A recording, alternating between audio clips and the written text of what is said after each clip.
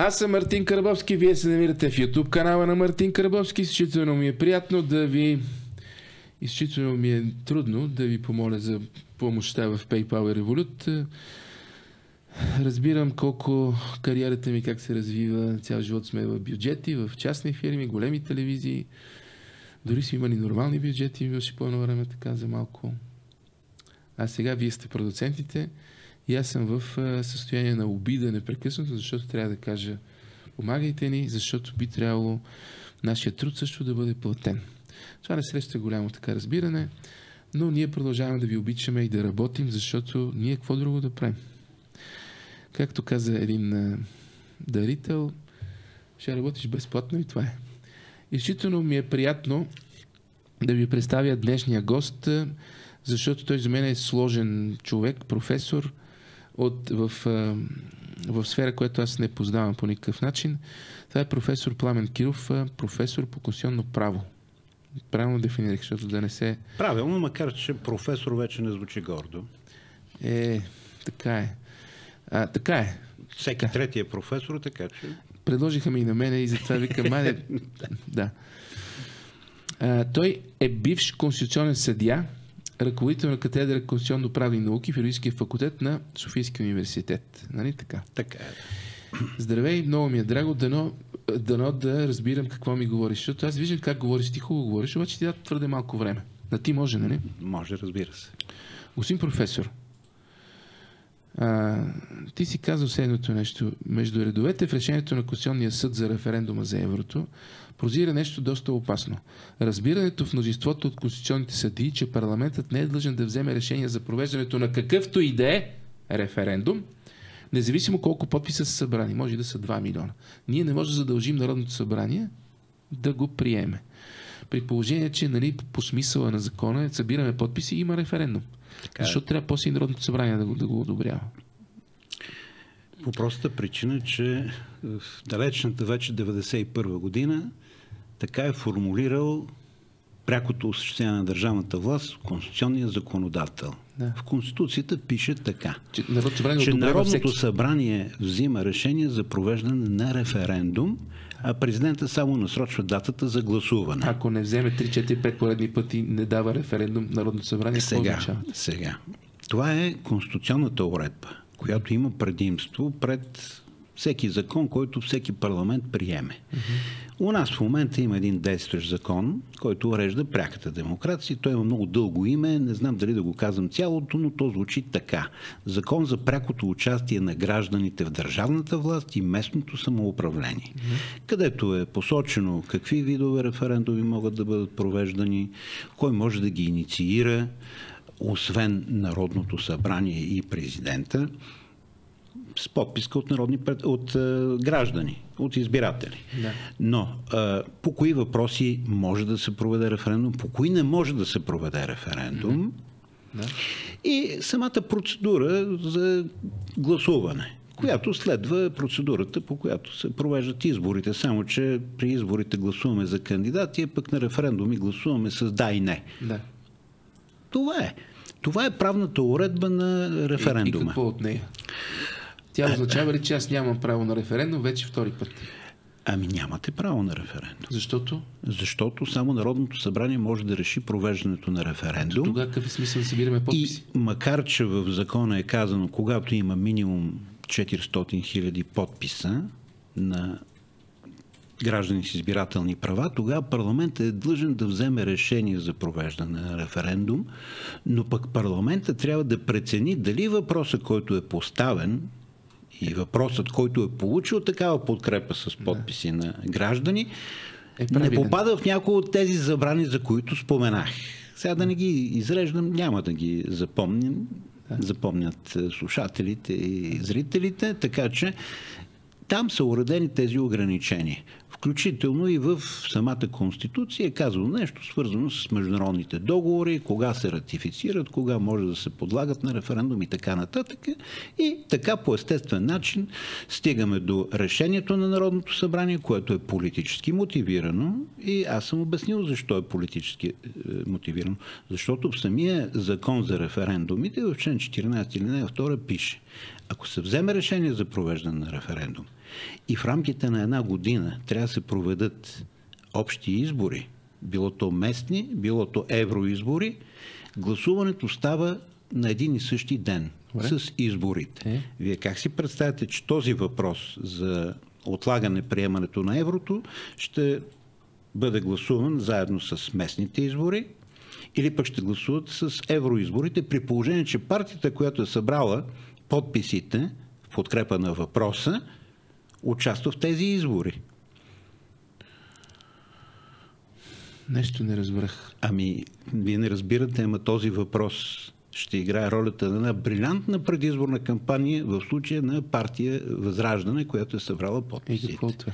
Ако това са настроенията? Останалите се страхуват, тези, които имат мнозинство и които предотвратиха провеждането на референдума. Трябва да променя било на въпросите. Бях ли лишен от граждански права заради референдума на Слави и референдума на Костадин? Бях ли аз лишен от граждански права? Според вас, професор. Значи има избирателно право, което е субективно право на гражданите да участват в избори и в референдуми. Субективно. Субективно право, то е записано като основно конституционно право на всички граждани, които са навършили 18 годишна възраст, не са поставени под запрещение, не изтърпяват наказание и лишаване от свобода. Да.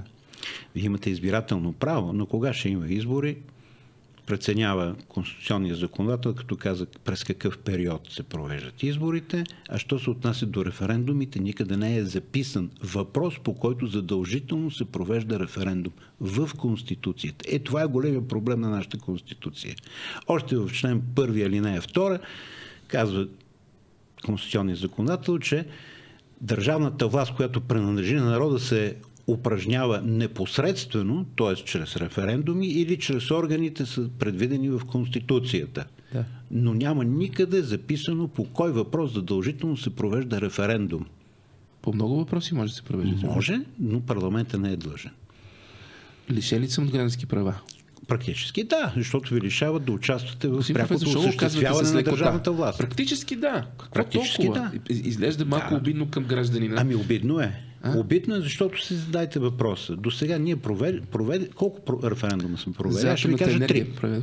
3 референдума сме провели. Да. Първият беше ядрения референдум. Така, да се създават ли нови ядрени мощности. Сега е много актуален въпрос. Много, да. Да, преди президента Плевнелиев го неглижира и го насрочи по Ивановденските студовете, да имам ниска избирателна активност.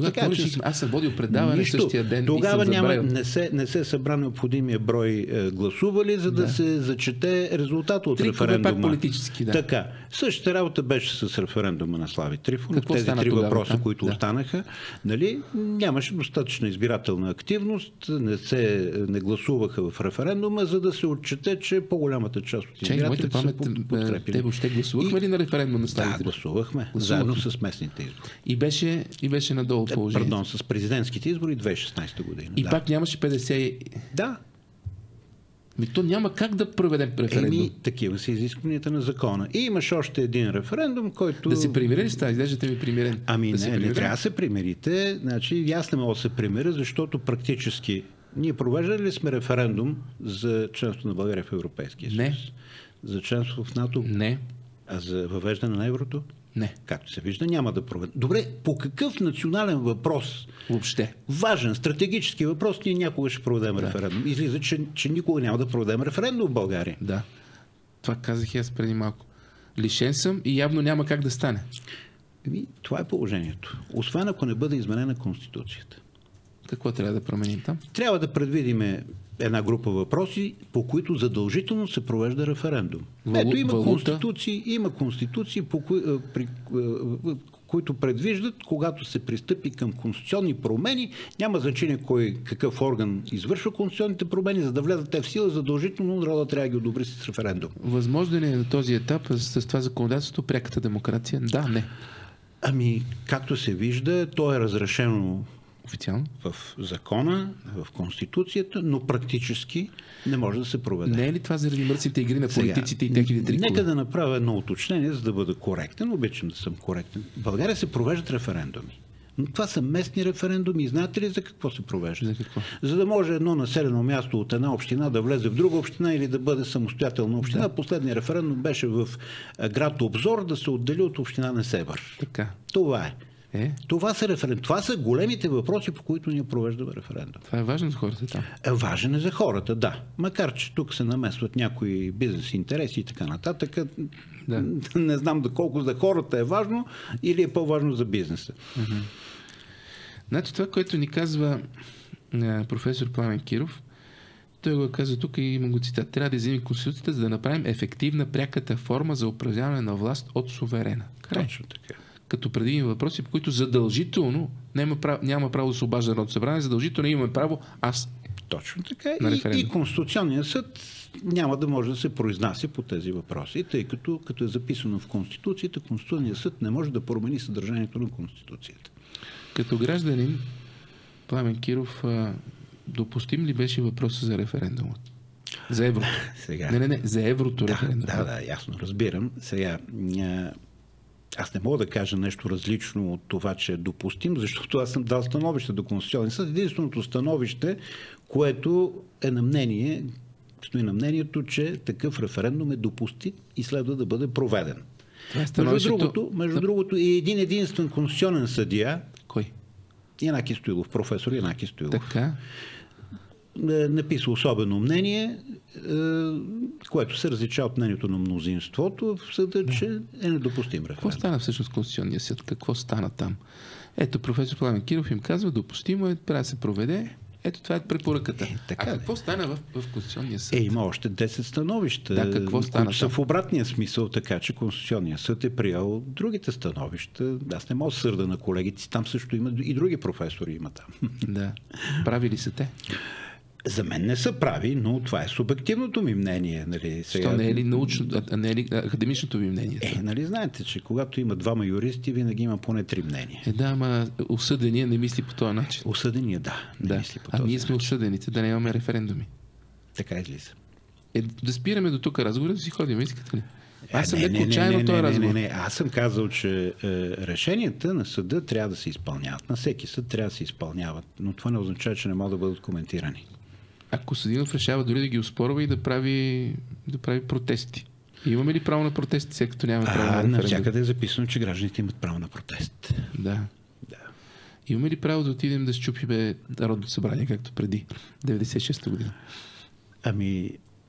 Сега дали може да се счупи Народното събрание, на мен не ми отива да кажа ужасен журналист. Вижте какво да прави сега току-що. Извинявам се за това, което те причинявам. Не. Аз не се притеснявам. Професор по конституционно право, аз го питам, имам ли право аз да отида да чупа Народното събрание? Мене ми е важно, защото ми хрумва. Искам да съм честен. Всеки протест протича в рамките на някакви граници. Те са определени с правни норми. Да. Все пак, безочието също трябваше да има някакви граници. От 3 референдума да пуснат поне един. Безочието никога няма граници. Да, така е. Както и глупостта, между другото. Знанието винаги е пределно, а глупостта е безпределна и вие го знаете много добре. Да.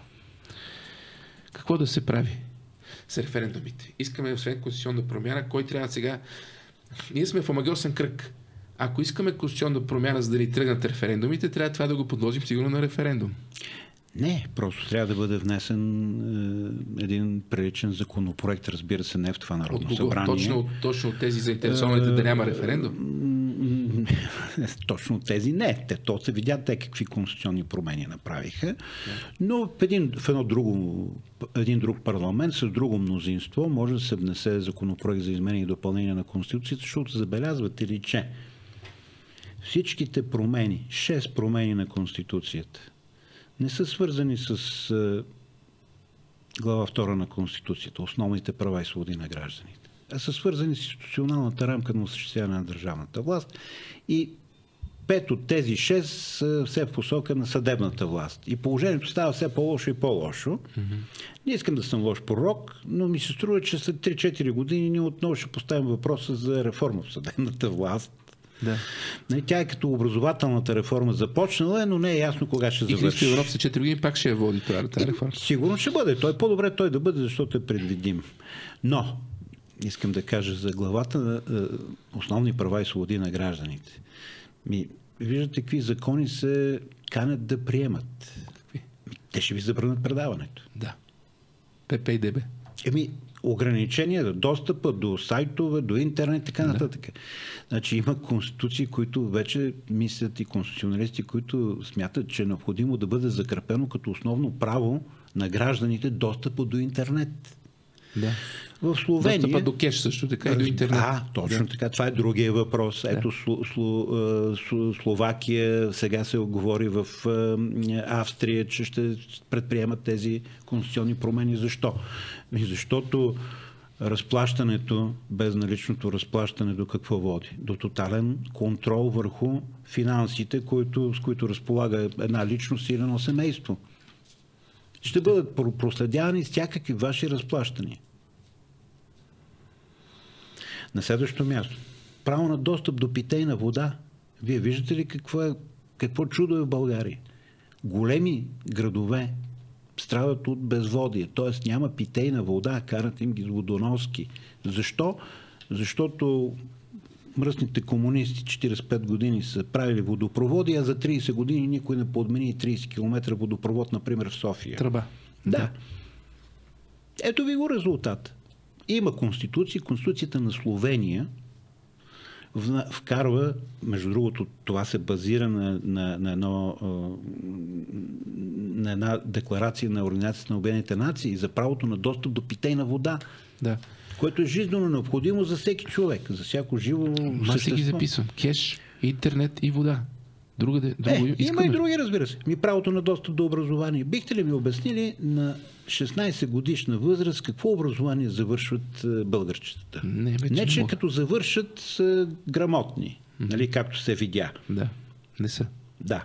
На 16 години каква форма на образование се завършва? Трябва да има... Гимназия се завършва на 19 години. Средно образование завършва в момента на 19 години. Връщаме ли комунизма? Беше задължително средното образование. Задължително. Не е било задължително по Конституция, но няма значение. Отиваше се в тази посока.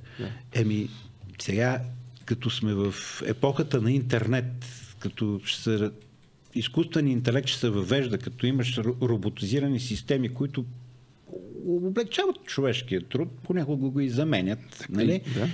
Как с такива знания, когато нямаш и средно образование, завършиш си на 16 години и оттам си приключил, ние ще влизаме в този технологичен свят и тази нова технологична революция, която се задава. Още един въпрос. Има и други, не е само този. Едно друго заяждане. Преди малко казахте, вие минахме явно. Не, на ти си говоря. Преди малко професора казва, ще дойде един друг парламент, който ще гласува възможността да се правят референдуми. Това го казахте преди. Да. Кой друг парламент? Може и да е Велико народно събрание. Трябва да е Велико народно събрание. Нищо чудно да стигнем до там, да си преучредяваме държавата. Задължително, според мен. Ваше мнение. Няма да е лошо, казва професор Киров. Ваше мнение, но в главата ми се въртат такива мисли еретични. И пак ще питам, кой друг парламент, при положение, че има 18 годишни хора, които са живели само в епохата на Борисов и не помня друг. Как ще стане това? Кор Видал, чето творчето вие познавате, е казал: половината от американците никога не са чели вестник. Половината от американците никога не са гласували. Остава да се надяваме, че става въпрос за една и съща половина. Значи, демокрация се прави не само с просветени политици, но и с просветени избиратели. Ако те не чувстват потребността да изразят своята политическа воля, но тя политическата воля на какво се опира? На политически интерес. Ти ако не можеш да осъзнаеш политическия си интерес, си туземец. Тогава няма да участваш в изборите, то е ясно. Или ще участваш случайно. Току-що професор Киров издаде най-тежката диагноза, която съм чувал за тази държава. При положение, че спада образователният ценз, при положение, че се превръщаме в туземци, ние няма да можем да реверсираме, обратно да си върнем държава. Разбира се.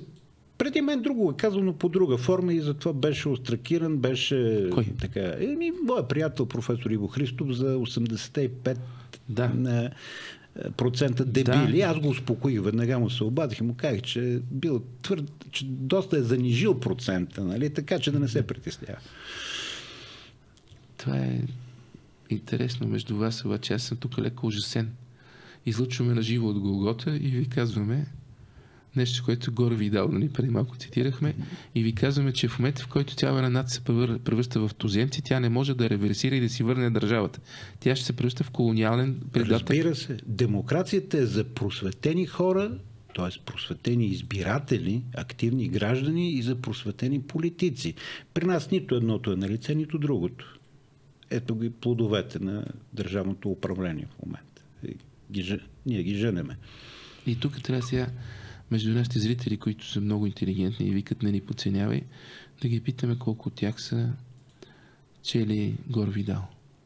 За да видим как... Не е задължително и само Гор Видал да са чели. Това не е някакъв признак, нали, че сте достигнали някакво ниво на подготовка и на просвещение, но те ли иначе без образование, без умни, активни хора, демокрация не може да съществува. Много често, като срещам хора, публично като говоря, те ми казват: тебе, господин Кървовски, кажете нещо позитивно. И сега се обръщам към тебе, професор Киров, кажете нещо позитивно. За мен това е, може би сме минали точката на незавръщане и ние не можем да си върнем държавата. Или ще си я върнем пак с помощта на руснаци или турци. Вижте, турци. Казах ли турци? Може и англичани. Англичаните вече са тук, според мен. Да. Така е. Да. Така е. Защото говорим за колониално съществуване. Само, че те, англичаните, могат да ни харижат на някой друг. А американците на англичаните на някой друг. На турците няма да ядат на руснаците англичаните. Виж тук как подвеждащо влязохме в едно блато. Нали? Да, голямо блато. Да. И от него се разнася зловоние. Та не е много позитивно. Сега, ние ако говорим позитивно, ние просто замазваме проблемите. Да. Проблемите не са един и два. Да. За съжаление, много ми е мъчно да си призная, защото аз съм вече на 63 години, имам още 2 години да преподавам там от Анвона. Да. Каквото разберат децата, разберат, нали? Но практически ние си разграждаме държавата. Автоимунно? Като някаква електролиза, как се самоизяждаме? Просто не остана институция, която да кажем, ето, една институция, която да работи добре. В рамките на своите конституционни правомощия, управлява, да си осъществява и да виждаме някакви добри плодове. Нека да ти дам за пример президента. Какво да ви кажа? И там има какво да се критикувам, но нека да не изпадаме, нали, да започнем от Народното събрание и да свършим с омбудсмана. Да. И след това в обратен ред. Нали. Не работят институциите? То е очевидно. Очевидно е. То е очевидно. И даваме примери от ежедневието, за да ни разберат зрителите. Добре, виждате някаква мис Силикон, която дерибейства, не зачитайки никаква правна норма, един елементарен закон за движение по пътищата, движи се с 250 км в час и ние не можем да оздъптиме това девойче. Това е безсилие на държавата. Тя се движи с кола, която уж не е нейна, и има картонче на Народното събрание. Там всеки може да си направи такова картонче. Връзката е директна просто. Но всеки може да си направи такова картонче. Тя просто спи с някой от Народното събрание. Това е истината. Ако един пак добре. Аз си тръгвам. Не си тръгвам от студията, си тръгвам от държавата. Защо? Ние не говорим за реални неща си. Да, обаче аз не виждам тук как може професор Киров, професор по конституционно право, да ме поощри да направя онази революция, ако трябва наистина с чупене на събрание и на глави. Защото аз не виждам друг вече вариант и много хора не го виждат. И аз, мекошавия журналист, започвам да си изострям мнението и да казвам: дайте да трошиме това Народно събрание и започваме от начало. Да преучредяваме. Сега, ако ще трошите Народното събрание, предполагам, че нямате предвид сградата. Да, защото най-лесно се воюва с паметници и с сгради, защото те не могат да ви отговорят. Нямам това предвид, да. Не могат да ви отговорят. Много добре го каза. Кажи го пак, че аз те прекъснах. Паметниците и сградите на никога не могат да отговорят на войната. На всякакво въздействие по отношение на тях. Да. Рязане, сриване, замерени с яйца, домати и други плодове и така нататък. Не, говорим за институцията и нейната промяна. Дали тя ще явно доброволно няма да стане промяната, трябва да се реже. Сега... Какво се опитам да направя? Професора по конституционно право да ми даде акъл как да проведем революцията с рязането и с ампутациите. Ако е въпросът за революцията, най-добре да четете Ленин. Има и други революции. Има. Великата френска и тя е тръгнала по същия начин горе-долу. Да. Нали, стигна до якобинската диктатура. Препоръчваш ли ми?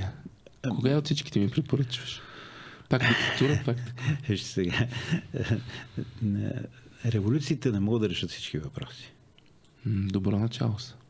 Първо, защото всяка революция, първото нещо, което прави е да си изяде чедата. Така е, да. Тези, които са направили революцията. Аз съм правил сексуалната революция и тя ми изяде по-късно. Чедата. Шегувам се. Ти си извинявай. То за това така веднага след Втората световна война така някои умни хора в Европа и не само в Европа, разбира се, решиха, че либералната държава леко трябва да се промени, да се социализира, да се превърне в социална държава. Защо? Да се създаде един много широк кръг средна класа, която е фактически социалният субстрат на демокрацията, което изключва революции, а решаване по еволюционен път на проблеми, които възникват. Да.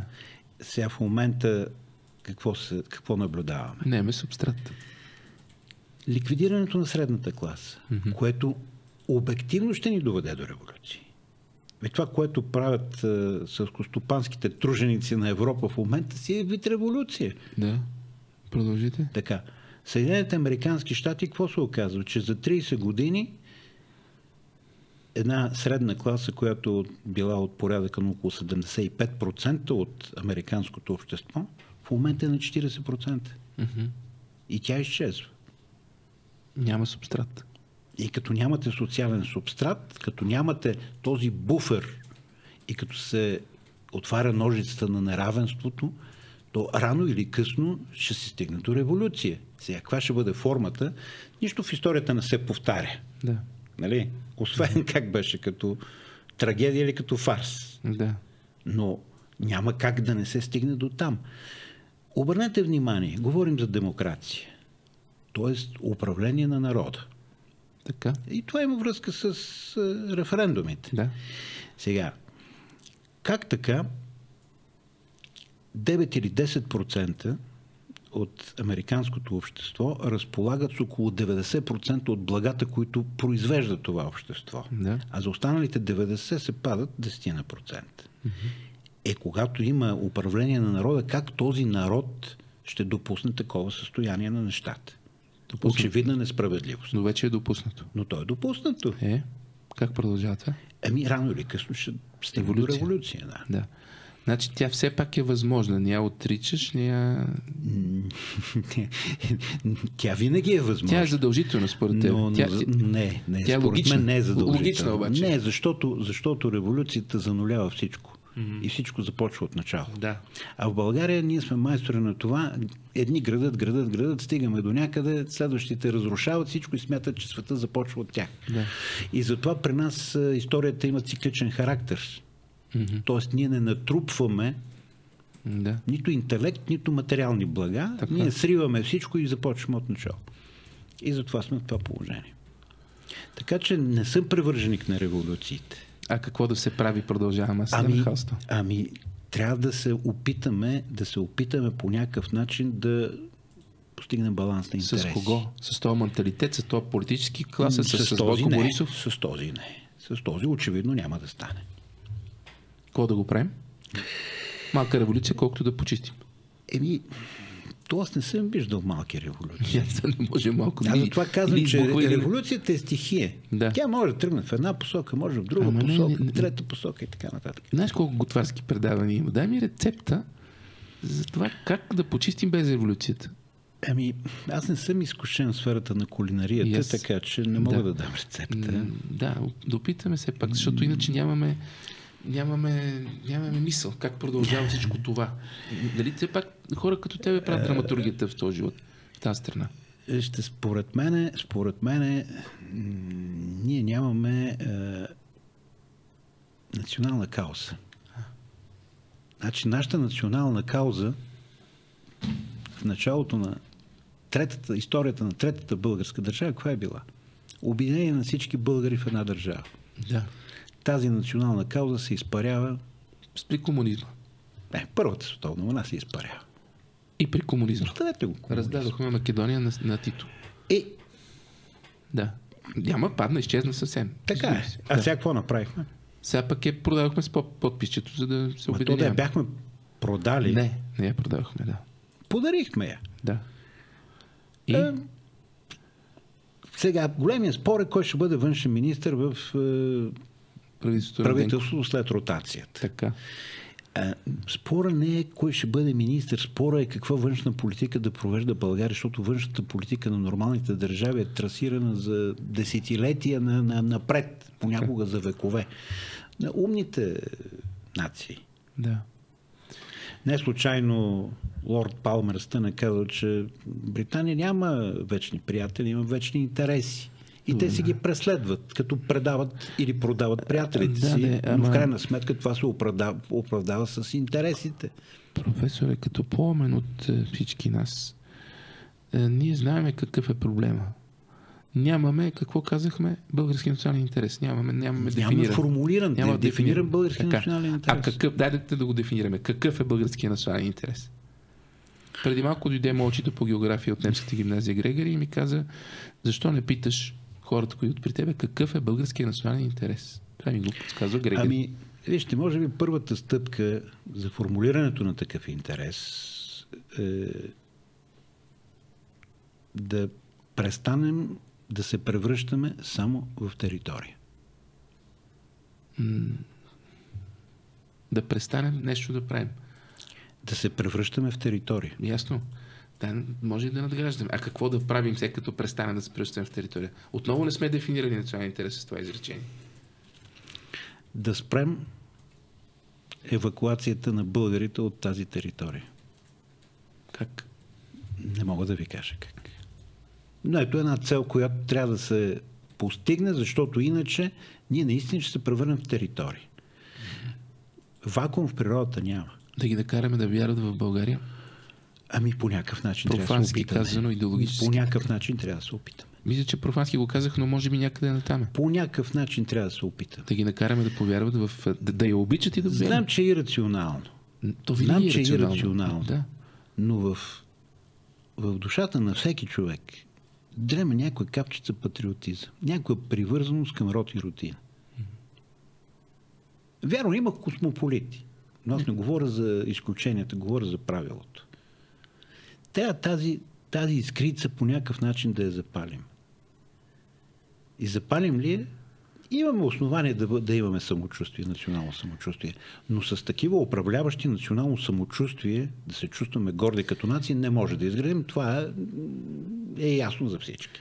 Технически това как да стане, като пак опираме до образование, което е пробито, компрометирано от НПО-та и от колониализма. Ето една от задачите. Значи, вече по-дребната задача, да махне НПО-та от образованието. Да цитирам пак един професор. Споменахме името преди малко, да не му правим реклама много, защото е по-малък от мен. Иво Христов. Професор Иво Христов. Аз ще го повтаря непрекъснато, защото той казва, и аз съм съгласен с него. Ние сме си говорили много, дълго, на широко. Напоследък не сме се виждали често. Така, но сложните проблеми нямат прости решения. Някъде това в механизма, като вече е готов, човек си мисли, че това е простичко решение. Да кажа нещо и да кажа, ето това е пейнкилъра. Не, ти добре го казваш, що? Да. И това е, това, което предлагам, то ще реши всички проблеми. Няма такова решение. Против. Защото дефинирайки национален интерес, въпросът съдържа думата национален. А нацията е българска, тя е на България. Ерго, ние трябва да дефинираме първо любовта, все едно, както се дефинира любовта на моряците към кралицата, на един кораб, който отива да завладява някакви островчета. Не е ли това? Така е, така е. Това се прави как? Може и да дам малко акъляс. Разбира се. С култ, тотем и ритуал. Точно така е. Те обаче веднага ще кажат, култа, тотема и ритуал са характерни за тоталитарните общества, а не са характерни. Така ли? За националистическите. Така ли? Те това казват. Не създават култ. Че това, което вие казвате, то е характерно и за праисторията. Да. Аз оттам на племената, обаче, когато няма държава още. Никой не подхваща тия три неща, за които аз говоря. Не когато няма държава. Имаш държава и в 12 часа пускаха химна. Разбира се. Ритуал. Нали така? Да. И знаете ли кой... Извинявайте, че те прекъсвам. Да. Знаеш ли кой този ритуал всяка Божа вечер в 12 часа го разиграваш? Кой? Сергей Антонов в затвора Ребибия. Пускаше си транзистора до дупка и слушаше химна в 12 часа през нощта. Този човек почина в забвение. Никой не помни кой е Сергей Антонов. Той не пуска да говори, когато ние отидохме да търсим. Да. Но да се върнем на култовете. Гугълнете Сергей Антонов, за да върнем малко памет. Да се върнем на култовете. Имаше вдигане на знамето. Отново ритуал. Да. Самото знаме трябва да има култ към него. Разбира се. Култ към армията, към майката. Разбира се. Искаш ли ти да водиш аз да отговарям? Включително и пред паричната единица, която искаме да така да... Ако прочете Конституцията на Унгария. Да. И в главата основни начала, т.е. основни принципи, член К. Четеме го. Официална парична единица в Република Унгария е форинта. Така. Там не е необходимо да правите референдум за въвеждане на еврото. Докато не си изменят Конституцията, няма да въведат еврото. Да. Но те са го сложили до символите на държавата, до герба и до знамето. Паричната единица. Дефинирахме малко култец, малко ритуал. Тотема кой е? Герба? Герба, макар че... Паметника? Кой е паметник? Защото тотема е нещо по-материално. За мен това е паметник на Шипка. Нали? Да. Защото той е паметник на свободата. Да. Това е тотем. Да. Типичен. Исторически обоснован в кръвта и в костите. Да. Нали? Да. Може би, ако изградиме някога и един свестен паметник на Хан Аспарух, също ще бъде тотем. Помниш ли Левчето по времето на социализма беше Шипка на него? Да.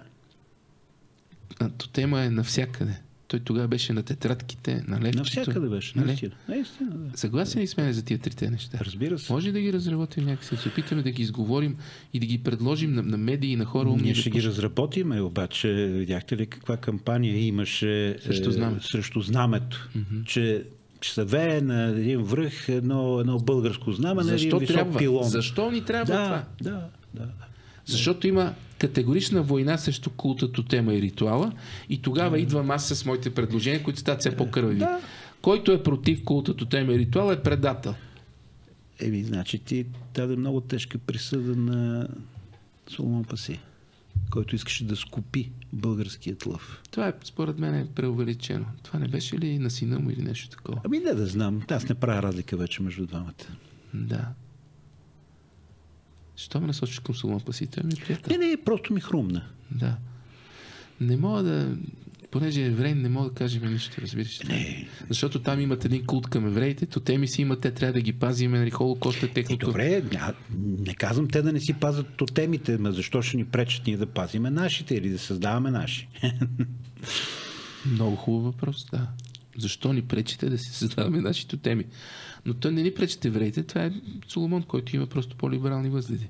Той си представя България като част от някаква космическа концепция, космогония, която скоро няма да настъпи, според мен. Не, това си е негово право, разбира се. Той може да говори каквото иска. Сега казах предателите, каза Паси и сега ме вкарваш в мене в тупик на... Предатели. Ще се върна на предатели. Независимо, че ти казваш Паси. Какво трябва да ни е отношението към предателите? Виж какво става с възраждане, продаването на депутати, купуването на... Бойко има парите, купува ги. Хората, които в края на краищата развият знамена, после хвърлят знамето, стъпват го. Хората, които казват, че оправим България, ще ремонтираме системата и се прегръщат с Пеевски стак. Това са предатели. Предатели на обществен интерес, на избирателя. Предателства малки, големи. Какво да ги правим?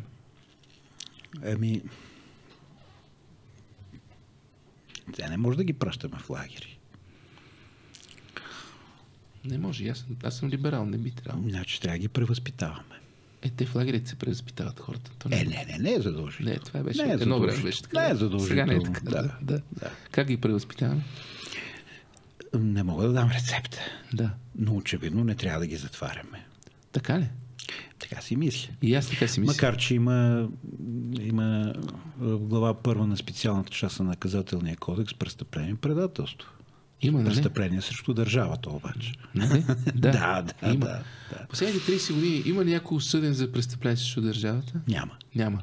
Все едно никой нищо не е правил срещу държавата. Няма такива. Да. Няма такова. Няма такива. Ерго няма го тотема държавата. Сега някакви за шпионство в полза на Русия съдят. Ще видим какво ще стане. Това са медийни такива фишиците. Медийни, но има обвинителни актове. Така че ще видим какво ще стане. Много ми е трудно с тебе. Защото умен човек, той прилича на доктор, който казва някаква диагноза, ти седиш и викаш, чакай, почваме се може ли да се пазариме, може ли да отречеме, може ли да се да влизаме в униние с тази диагноза? Не, в униние не трябва да влизаме. Не, ясно, че ти не трябва да влизаме. Всеки трябва да даде отпор. Всеки. На мен ли го казваш или на тази камера? Казвам го на камерата, на тези, които не наблюдават. Да. Колкото според силите си. Това е положение. Само, че ние българите не сме способни на общи действия или ако сме способни, то за много кратко. Не сме отпораджи по принцип. Не сме. Затова 5 века сме били и под чуждо присъствие. Освен това ни трябва лидер, трябва ни водач. Да. Но в крайна сметка то къвто народа такива водачите. Един такъв народ примиренчески, който е свикнал да си мъкне хомота, не може да изкара в парламента, много центровете лидери. На властта не са много примиренчески. Те воюват, копат си техните биткоини там, копат си техните чекмеджета. Те не са много примирени. Те се борят за мамона, за златото си, там се борят. Това е друго нещо. Да, не са примиренчески. Това е друго нещо. Нали, тук говорихме да има водачи, но за една определена национална идея. Да. Нали? За това става въпрос. Да върнем трите неща. Точно така. Култът, тема и ритуал. Предложи ми водач. Сега, водач, за да предложа, трябва да говоря не от тези, които в момента са на терена политически, защото след тях не виждам кой знае какви водачи. Добре. Нали? Не мога да говоря и по принцип защо. Защото сега ние с тебе трябва да си мечтаем как би трябвало да изглежда един водач. Точно така. Добре. Организатор с каса и комитети. Това е била революционната идея. Да. Коя била... какъв е бил идеала на тези хора? България? Свободата на България. Да. Свободата на България. Това е бил идеал. Значи въпросът е да намерим идеал, да намерим тотемите, които ти предложи и да намерим накрая водачи. Това е. Нищо на които нацията да повярва. Много простичко. А никой не го работи това. Ние за първи път въобще става дума в ефира. Това е ефира. Как да го работиме това нещо? Като ние национални идеали цели нямаме. Ние имаме евроатлантически ценности. Добре, ама нас двамата ни хрумва да имаме. Да. И сега казваш, трябва да го работим. Трябва да го работиме. Как? Като загърбим евроатлантическите ценности до степен такава, че да може да видиме в тези евроатлантически ценности къде е нашия национален идеал и нашата национална цел. Това трябва да се изпише на Народното събрание, което току-що той каза. Да загърбиме тия неща и да видим там, в това да се говори общата идеология, къде е нашата национална цел. Аз сега искам да ти задавам един въпрос. Давай, вече става. Кажи ми една евроатлантическа ценност. Ние задаваме този въпрос. Аз го задавам на всеки, който мине от тук. За да се види, лесно да го задаваш. Аз искам да ми отговориш. Няма такова нещо. Това е кухо пространство, както едно време комунистическия морал. Помниш ли комунистическия морал? Куха история. Хубаво време беше. Те плодовете на сексуалната революция, за която ти спомена, бяха навлязли още по времето на социализма, така че при тогава нямаше спин, нали? Пак от запад дойде. Това са ни моите младежки години, айде да не се връщам толкова назад. Не мога да ти кажа евроатлантическа ценност, освен защитата на малцинствата, някакви по Маркуза някакви работи. Евроатлантическа ценност, аз не се сещам кое може да е. Семейството не е, знамето явно не е, либералите го нападат. Честността в политиката, това са глупости вече, почвам да фантазирам и да изпушвам. Кое е евроатлантическа ценност? общността да няма война, може би. Това, че падаме границите, работим, движим се свободно, това е хубаво нещо. Но нали това е европейска, това е мечта по-скоро, това е идеал. На каква точно евроатлантическа? Защо щатите не си паднат границите и ние не влизаме спокойно, нашите цигани да ходят и малко и там? Не, явно това не е евроатлантическа ценност, падането на границите. Разсъждавам ли правилно? Правилно. Търсиме го, нали? Да. Подскажете ми една евроатлантическа ценност. Свобода на словото, свобода на мисълта. Това не е характерно само за Европа, това си е породено от това е характерно за Европа. За Европа е характерно. За Европа. Нито се е зародило тук, даже то не е дефинирано тук, ти ми кажеш, че дефинирано е. Само, тук че не е дефинирано много така хуманистично. Свободата на словото е дефинирана като freedom of speech, там в една конституция отвъд океана. Не е европейско много. Преди това не се сещам, просто подскажи ми, може да съм забравил. Не ме изпитвай, да, разбирам. Просто аз така съм го запомнил, разбираш ли? Но ти благодаря за този въпрос. Аз ще го задавам този въпрос, ще направя филм с хора, които ги питам. Сега ти връщам. Какво е евроатлантизма? Какво е това, в което живеем? Ние казваме, ние живеем в евроатлантически, но пак нещо такова. Какво е то? След като не може да си обясним какво е то, нека се насочим към нас си. Да. И да видим нашият идеал. Много хубав отговор. И нашата цел. Да. Какво е евроатлантизма? Не знаем. И понеже не знаем, дай да видим в нашия двор какво става. По-простичко. По-простичко е. Да. И като решиме тази задача, нека тогава ще мислим за евроатлантизма. Да. Като решиме кой е нашия култ, ритуал и тотем, като ги подредиме тия неща, вече може тази тухличка да я сложим в една европейска стена. Нали? Точно така. Колко добре се разбираме. Обаче ти виждаш и работници в тази посока? Не. Нали? Аз виждам само предатели и разрушители. Тъй като работя с млади хора. Сега ще кажеш нещо оптимистично. Са 19-20 години. Преподавам във втори курс, се преподава моята дисциплина. Аз затова не усещам как остарявам, защото винаги работя с млади хора. Супер. Аз поживея с cigarette. Така. И виждам, че от 20-30% от аудиторията има пламъче. Не, статистиката не го Христов. И може да са малко 20-30. Не са малко, как са малко? Те не могат да са 90. Единствено заради това пламъче, което виждам в очите на тези млади хора, на тези деца, ме кара все още да преподавам и да преподавам така, както съм преподавал преди 30 години. Да се засегнеш, ако трябва, обаче мисля, че преподавателите винаги са дължи да правят комплименти на учениците си, защото аз вярвам в вас, вие сте нашето бъдеще, дрън. Аз пък остарявам много бързо, защото остарявам в студентски град. Какво да направя? Това ми е надеждата в тези деца. Виждаш, защото аз го виждам го. Добре, имам. Добре. Дано. Да.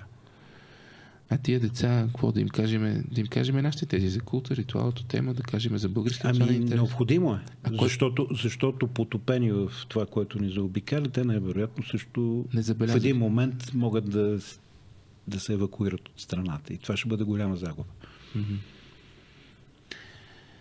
Много ми харесва това, защото се потвърдиха и страховете ми, и обаче и знанието ми какво трябва да се направи. Предателите по-настрана. Идеята да не се финансират от чужбина организации не е толкова лоша, нали? Не е нещо фашистко. Много хубаво е. Не е фашистко. Не е необходимо да откриваме Америка. Да. Ние просто трябва да приложим онова, което американците са решили. И руснаците го предложили. Разбира се, какво толкова. Защото руснаците са го предложили, иначе е лошо. Ние няма да прилагаме руския опит. Ние американски ще приложим. Същия, това е много хитро от наша страна, да.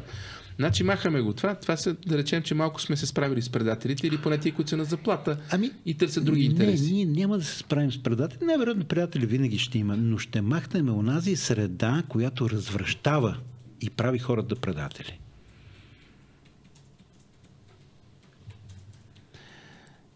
Развращава. Развращава, разбира се. Да. Развращава. Когато имате на издръжка, и то доста щедра издръжка, едни NGO-та, едни хора, които непрекъснато се появяват по едни медии, ясно по кои медии, които непрекъснато облъчват този народ, те формират мнение. Да. То е лъжовно, разбира се, Да. Защото не кореспондира с интересите на този народец.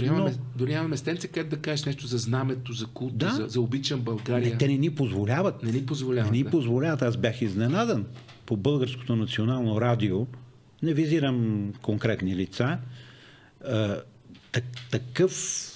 такава неприязан, такава нетърпимост към български национален флаг, защо трябва да дигаме такъв голям байрак на рожата?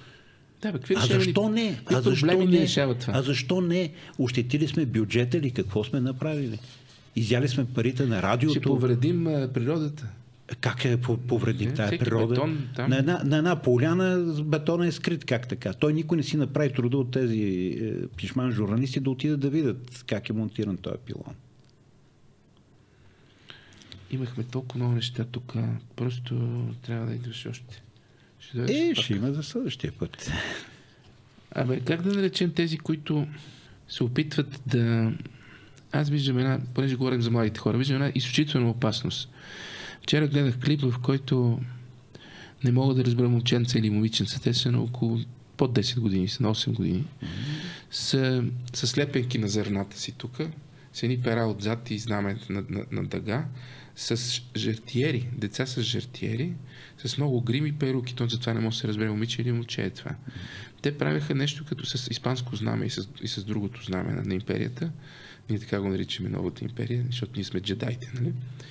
И те дефилираха. Има ли толкова ли е покварен елита, че те наистина не им прави впечатление на този елит, че се случва нещо в много грозна и неясна посока.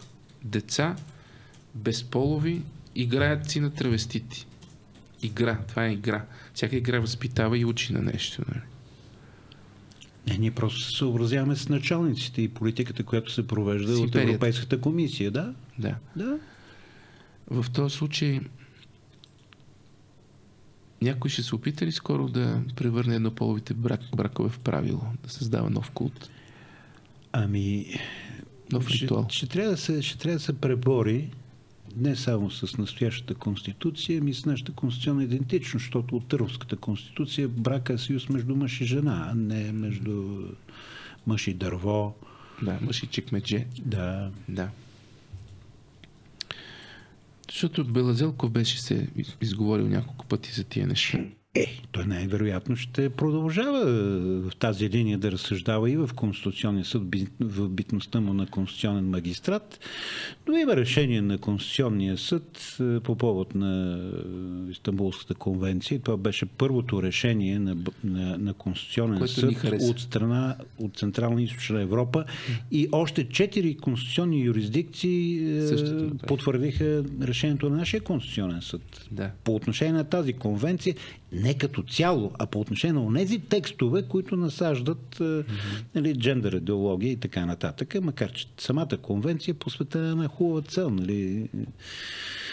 борбата срещу насилието над жени. Но то се прокарва една концепция, че гражданският брак сам по себе си е сделка и след като е сделка, той може да не е вече съюз между мъж и жена. Ако питате Белазелков, е сделка.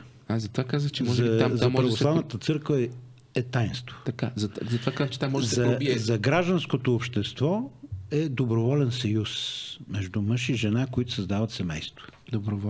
Доброволен съюз, да. Включва и крадене на мома, ама това от едно време нашите ритуали. Сега, други времена, други нрави. Да. Искам да завършим с нещо, защото останаха страшно много теми, които екипът ми много добре беше подготвил. Какво е това главен прокурор в момента? В момента какво е главен прокурор? Какъвто теме той? Какво представлява? Имате предвид фактическата обстановка или правната уредба? Не знам какво е предвид. Какво е главен прокурор? Аз не разбирам нито правната уредба, нито фактическата обстановка. Тези хора сляха властите, така ли? Не са, но има опити в тази посока. В тази посока. Да. Значи, ако нещо се случваше фактически, с измененията в Конституцията, то ще се случва по правила.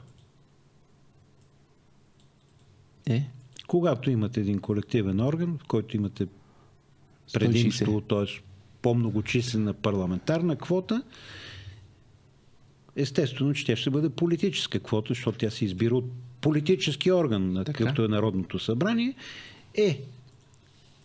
Тези, които имат мнозинство, в крайна сметка могат да предопределят, не казвам, че задължително така се случи, но ще могат да предопределят лицето, което ще бъде главен прокурор. Техен човек се нарича това. Да. По-простичко казано, да. Техен човек. Да. Лоша работа е това. И сливане на власти. Точно сливане не, но предопределяне на избора в една власт от друга власт. Сливане. Като наш човек, защо той работи за нас вече. Така е. Някой друг беше казал, че кадрите решават всичко. Да. Както и това, което се разиграва в момента покрай някакви нотариуси, какво показва? Че ние може да променим институционалната рамка. Непрекъснато бърникаме в Конституцията и създаваме нови структури в съдебната власт, ама проблема не е в структурата, не е в органа. Проблема е в хората. Хората. Да ги сменяме хората. Ние може 10 пъти да променим Конституцията и да създаваме различни висши съдебни съвети. Вие като не промените хората, ще имате винаги един и същ резултат. Кого да променим? Съдиите или цялото племе да променяме? Да го сменяме това племе, защото тия съдии са функция на това племе. Не са само съдии. Там са и съдии, и прокурори, и следователи, но се оказва, че променяйки институциите без да променяме хората, винаги получаваме един и същи резултат. Как променяме хората, професоре? Как ги променяме? Как ще ги? Може, разбира се. Няма никакъв проблем. Сменяме ги или ги променяме? Сменяме ги. Сменяме ги. Разбира се. Това е другата дума, да. Сменяме ги. Да, сменяме ги. Защото са предали и професията. Това. Да. Пак за предатели става дума. Ако искате мирно и спокойно всичко да мине, просто ги пенсионираме и назначаваме други. Много благодаря за този разговор. Ще ти кажа защо. Защото има една превелика самота, ако Карбовски се седи сам и се опитва да нещо да дрънка за ритуал, тотем и култ. Изключително важни са ми тия неща направо. Ми се иска някакси да ги дефинираме, затова ми иска и да стана професор, за да прочета тази дисертация. Не е късно, дързай. Разбрахме се за това. Да. Но и другото нещо, което излиза от този разговор. Страха да дефинираме, че хората, които работят в момента в тази държава, за държавата, са предатели на нацията и българския интерес. Няма как, но трябва вече това да се каже. Трябва да започнем да завъртаме разговора в другата посока. Ние първо трябва да формулираме българския интерес, националната цел, националната идея и всичко останало, което не работи за тази национална идея, може да го определим като предател. Благодаря. Опитвам се да институционализирам тези 4 думи. От една страна това, за което трябва да се работи, и другото, срещу което трябва да се работи. Тези 3 неща и предателите. Това. Нали? На прав път ли сме? Или сме просто наивни? Когато се решава въпроса кой кого, първо трябва да се реши въпроса кой с кого е. Вие, професор, с кого сте? Последен въпрос. Трудно ми да отговоря. Каза, че няма водачи. Самия факт, че съм останал тук в тази държава и тук ще си остана. Да. И това твърдо решение. Не, защото съм вече на възраст. Това бих посъветвал, разбира се, и децата си. Означава, че аз съм с родината си. Тук, където са били моите близки, някои от тях си проливали кръвта в исторически битки за каузи. Да. То за български каузи. Защо професор Киров, наистина последен въпрос, защо професор Киров не е конституционен съдия, а Десислава е? Защото ми изтекал мандат.